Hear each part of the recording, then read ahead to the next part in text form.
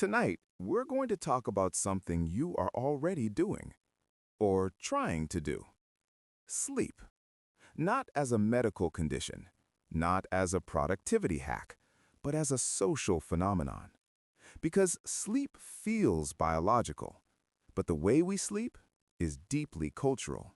And once you begin to notice that, you can't unsee it. The 8-hour myth. Let's start with something that feels unquestionable. 8 hours. Somewhere along the way, many of us absorbed the idea that 8 uninterrupted hours of sleep is the natural, correct, and healthy way to rest. But here's the strange part. For most of human history, people didn't sleep that way. Historical records from medieval Europe described something called first sleep and second sleep. People would go to bed shortly after sunset, sleep for a few hours in the middle of the night, pray, talk, read, even visit neighbors, and then return to sleep until morning. This pattern was so common it barely required explanation. The historian Roger Eckerch documented hundreds of references to segmented sleep in diaries, court records, and literature. Waking at 2 a.m. wasn't insomnia. It was normal. It was social. Before electric light. Now, imagine the world before electric light. No glowing screens, no LED clocks, no streetlights pushing back the dark. When Thomas Edison helped commercialize the electric light bulb, he didn't just extend the workday, he transformed the night. Darkness used to signal collective withdrawal. Towns dimmed, homes quieted. The body followed the sun. After electric lighting spread through cities like New York City and London, night became usable. Shops stayed open, factories extended hours, entertainment flourished. Sleep slowly compressed.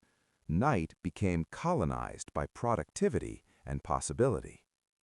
Sleep and status. Here's another interesting shift. In pre-industrial societies, the wealthy often slept more. They could afford leisure. But today, being busy is a status symbol. Sociologists have noted something subtle. Lack of sleep can signal importance. I only slept 4 hours. I've been working non-stop. I'll sleep when I'm dead. Exhaustion becomes proof of ambition. In some circles, being well-rested almost sounds indulgent. Sleep, once a sign of privilege, has in some ways become a luxury again, but for different reasons. Where we sleep. Now, consider where you sleep. Most people in North America sleep in private bedrooms, often alone or with a partner, in quiet, climate-controlled spaces. That feels natural, but cross-culturally, it isn't universal. In many parts of the world, co-sleeping with extended family is common. In Japan, futons are rolled out at night and stored away during the day. In some cultures, afternoon naps are socially accepted and even expected. The idea that sleep must occur in one uninterrupted block in a private room at night is culturally specific. Even the mattress industry reflects this. A vast market built around comfort, firmness, ergonomic alignment, the promise that perfect sleep can be purchased. Rest, commodified. The birth of insomnia. Insomnia feels modern, and in some ways it is. As industrialization intensified in cities like Manchester, factory bells dictated strict schedules. Waking late wasn't inconvenient, it was punishable. Sleep became disciplined. And when people couldn't sleep on command, it became a problem. Medical literature in the 19th century began to describe insomnia more frequently, not because humans suddenly lost the ability to sleep, but because sleep now had to conform to industrial time. When your body resists the schedule society demands, tension appears. The bedroom as social space. The sociologist Irving Goffman described social life as a performance divided into front stage and backstage. Workplaces are front stage, public spaces are front stage, The bedroom, backstage. Sleep is one of the few moments where performance stops. You're not productive. You're not presenting yourself. You're not curating identity. Which may explain why modern technology creeping into the bedroom feels intrusive. Emails on nightstands, notifications glowing in the dark, the world refusing to stay outside. The backstage shrinks. Dreams and society. Even dreams are social. Anthropologists have found cultures where dreams are shared communally each morning and interpreted collectively. In Western societies, dreams are often privatized, medicalized, or dismissed. But across history, dreams have guided decisions, inspired art, and shaped religious belief. In ancient Greece, people visited temples of Asclepius to seek healing through dreams. Night was not just rest, it was revelation. The global sleep divide. There is also inequality in sleep. Shift workers often sleep less and at irregular times. Lower-income communities may face more environmental noise or multiple jobs. Sleep disparities map onto social class. Who gets quiet? Who gets predictable schedules? Who gets darkness? These are not just biological questions, they are structural ones.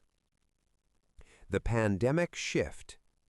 Recently, something unusual happened. During the COVID-19 pandemic, daily schedules loosened for many people working from home. Commute disappeared. Alarms shifted. Some people reported sleeping more. Others slept worse. Without external structure, time felt fluid. Days blurred. Sleep patterns drifted. This revealed something important. Our sleep is not just governed by melatonin.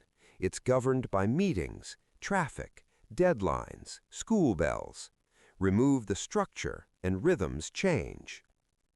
The future of sleep. Today, wearable devices track sleep cycles. Apps analyze REM patterns. Companies sell weighted blankets, white noise machines, blue light filters. We are monitoring rest like never before, and yet many report feeling more tired. Perhaps because sleep is no longer just biological recovery. It has become another arena of optimization, another metric to improve, another performance to perfect. A quiet thought. But beneath all of this, history, industry, technology, inequality, sleep remains something ancient. Long before cities, long before clocks, long before electric light, humans lay down under dark skies and closed their eyes. The sociology of sleep reminds us of something gentle.